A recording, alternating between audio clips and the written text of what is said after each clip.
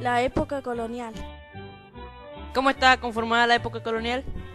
Estaba conformada por dos grupos muy distintos entre sí. Una formada por blancos europeos que tenían poder político y la otra formada por indígenas y esclavos negros.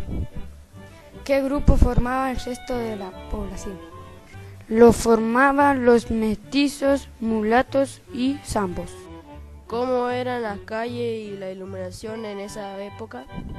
Las calles eran de tierra y las veredas eran empedradas, pero muy angostitas. Solo las calles principales estaban alumbradas por las noches con faroles de vidrio.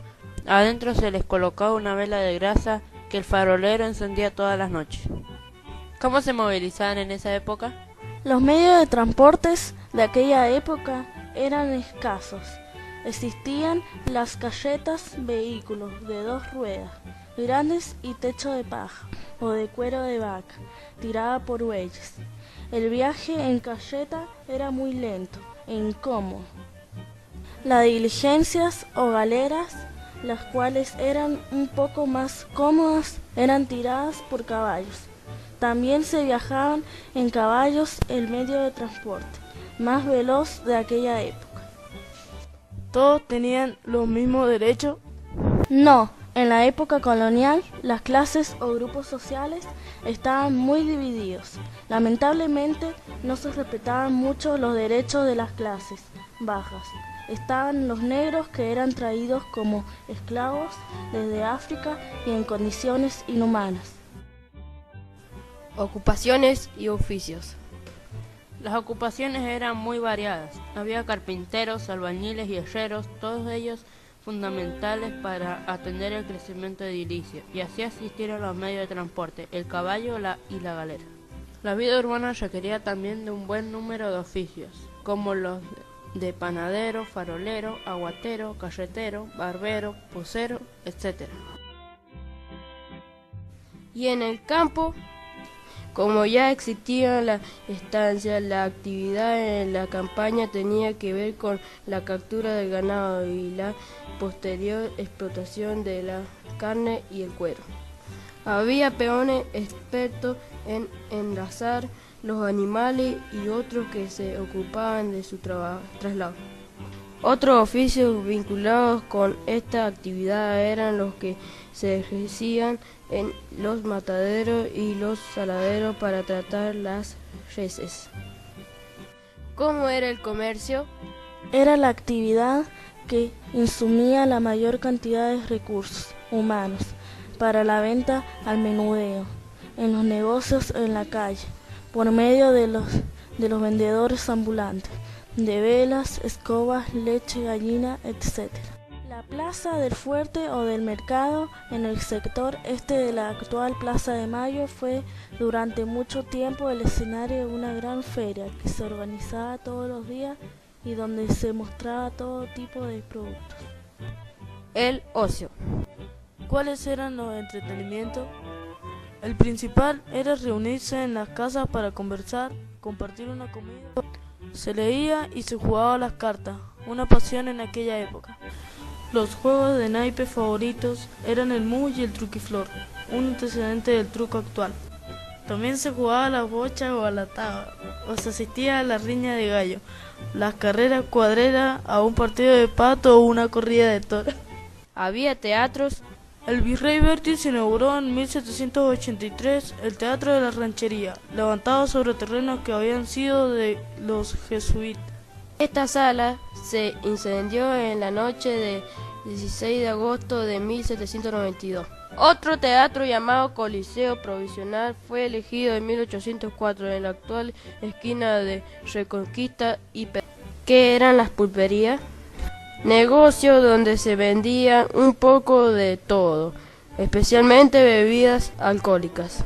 Allí se organizaban guitarreadas y los parroquianos se desafiaban en memorables competencias de rima, las payadas. También se bailaba y se jugaba a los naipes por dinero. Las pulperías estaban ubicadas tanto en el campo como en las ciudades. ¿Cómo se curaban los enfermos? A los casos más delicados se los atendían en pequeños hospitales que estaban a cargo de las órdenes religiosas. En cambio, si se trataba de males menores o pasajeros, como el dolor de cabeza, el de muela, etc., se concurría a las boticas o farmacias. Había escuelas. La enseñanza secundaria se impartía en 2 establecimientos: el Colegio Real Convictorio de Nuestra Señora de Montellac en Córdoba y el Real Convictorio Carolino en Buenos Aires. ¿Qué rol cumplía la Iglesia? De primera importancia, ya que no solo se ocupaba del culto, sino también de la educación, la salud, los entierros y todas las actividades que hoy cumple el registro civil, anotación de nacimiento, decesos, casamientos, etc. Además, los tiempos de la ciudad eran casi totalmente regidos por ella, con la concurrencia a misa, las celebraciones patronales, las procesiones y otras manifestaciones de fe. La Revolución de Mayo. Las invasiones inglesas. En junio de 1806, tropas pertenecientes al ejército inglés desembarcaron en la cercanía de Buenos Aires y comenzaron a marchar hacia la ciudad. En febrero de 1807, una segunda expedición británica arribó a las costas de Buenos Aires, pero esta vez los porteños ofrecieron resistencia. Las milicias de la ciudad, lideradas por Martín de Alza, derrotaron totalmente a los invasores. Las causas de las invasiones. En la época de las invasiones, las fábricas inglesas elaboraron una gran cantidad de productos, en especial textiles. Tanto producían que llegó un momento en que los propios ingleses no llegaban a consumirlo todo. Una de las regiones a las que dirigieron su mirada fue el Río de la Plata. Debido al monopolio, los ingleses debieron recurrir al contrabando para poder vender sus productos en el virreinato. Solo podrían hacerlo libremente mediante la conquista del capital virreinato. Como se hallaban en guerra con España, la conquista de Buenos Aires también significaría una importante victoria militar sobre sus enemigos. Una semana que hizo historia. Viernes 18. Cisneros le comunica al pueblo que el rey de España fue tomado prisionero, pero que igual debe respetar su autoridad. Sábado 19. Los criollos se reúnen secretamente, se organizan y le piden a Cisneros un cabildo abierto. Domingo 20. Cisneros pide ayuda a los jefes militares. Se le niegan. Los criollos siguen exigiendo un cabildo abierto.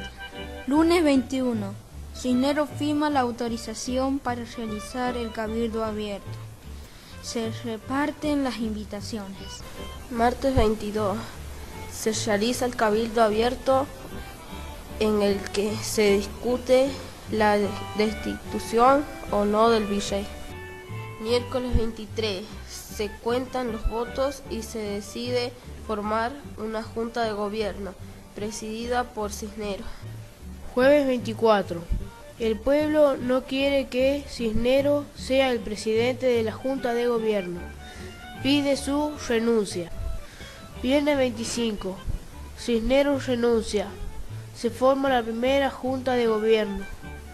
Nuestro primer gobierno patrio tenía 9 miembros y se componía así: presidente, Cornelio Saavedra, militar; secretarios, Mariano Moreno, abogado; Juan José Paso, abogado; vocales, Manuel Alberti, sacerdote; Miguel Ascuénaga, militar; Manuel Belgrano, abogado; Juan José Castelli, abogado; Juan Larrea, comerciante; Domingo Mateo, comerciante.